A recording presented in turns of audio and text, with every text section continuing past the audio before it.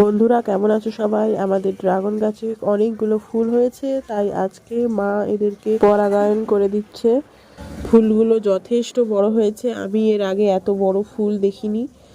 ফোনের কোয়ালিটিতে কতটা বোঝা যাচ্ছে সেটা জানি না, কিন্তু সামনে থেকে দারুণ বড় এবং সুন্দর দেখাচ্ছে।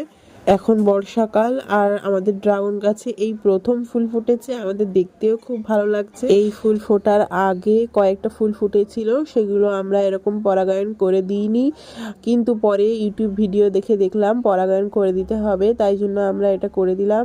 পরাগায়ন করলেই নাকি ফল বড় হয়, তো দেখা যাক, যদি আমাদের ফল হয় তখন আপনাদের আবার ভিডিও করে দেখাবো। এখানে দেখুন দুটো ফুল ফুটেছে, মা এগুলোকেও সব পরাগায়ন করে দিচ্ছে।